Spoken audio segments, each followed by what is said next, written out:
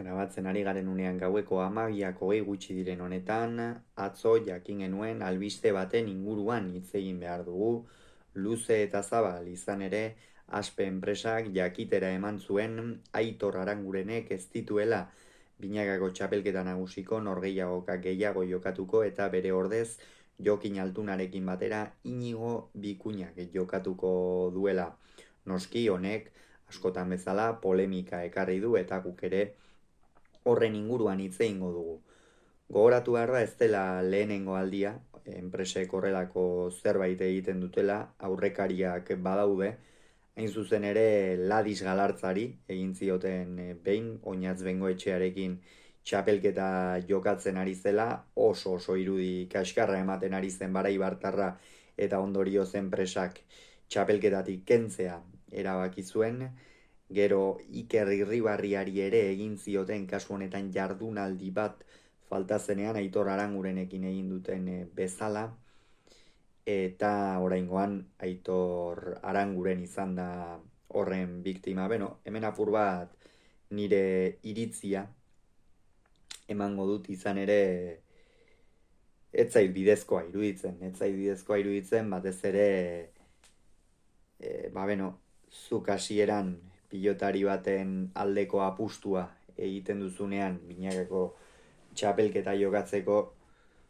eta horiek aukerekin iritsi baldin badira azken jardunaldiraino,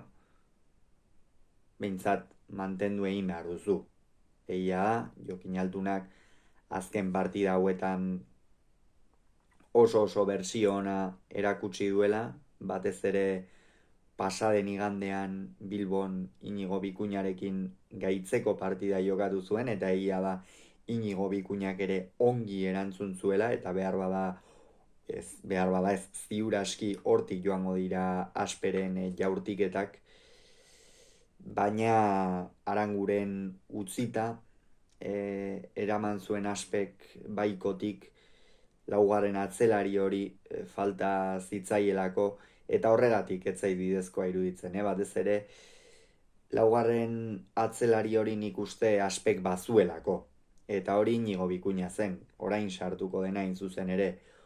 Udan partida oso ona jokatu zituen, lehen mailan ere binakako txapelketan eta esperientzia izan duen pilotaria izan da, ez zait iruditzen Xabi Tolosa baino gutxiago denik, ez da gutxiagorik ere, biak ala biak ondo egonda, oso atzelari antzekoak iruditzen zaizkit, eta Aranguren sartu zuten, baina ez dakit zein irizpide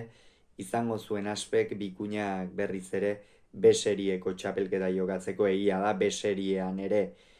Donostiarra ez dela aparteko mailan ibili eta gainontzekoen gandik oso urrun, partida askotan egia da maila apala ere eman duela, baina lehen mailan jokatu duenetan bete du, eta horregatik bakarrik nik uste aukera bat merezi zuela, ziur aski datorren urtean, oraindik ere asko aldatuko dira, baina Xabi Tolosa puntu gorenean ez baldin badago, ziur naiz, eta Inigo Bikuña noski ondo baldin badago, ziur naiz Aspek sartuko duela, baina urten akatsa egin baldin baduzu, akats hori edo lehenago konpondu, edo berdin jarraitu. Ez daukazu erdibiderik. Eta Aspek azken jardunaldian erabaki du, hain zuzen ere igandean jardunaldi erabakigarria jokatuko dutenean Altunak eta Bikuñak, kasu honetan Peña eta Albizuren aurka Donostiako atano 3.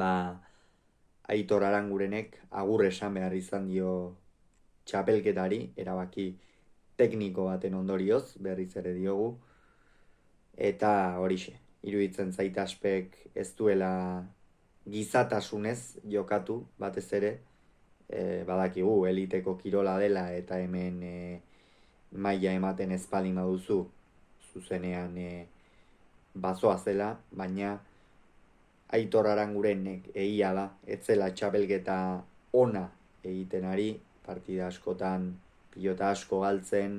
ezin bizkarra erakutsiz, ibili da orokorrean, baina azken jardunaldian botatzea ez da bidezkoa eta ez da polita ere. eta hori nik uste enpresek badakigu, enpresak badakigu nola ibiltzen direnez, oso monopolizatuta daukate euren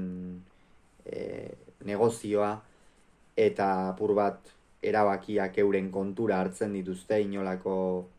euren irizpideak bakarrik batuta, eta horrela oso zaila izan ohi da. Eta, hemendik animoak Aitor Arangureni, haindik ere ibilbidea baitu profesionaletan, eta ziur burua altxako duela, eta noski zorterik onena Inigo Bikuñari, ikusiko du, ea igandean bakarrik jokatzen duen,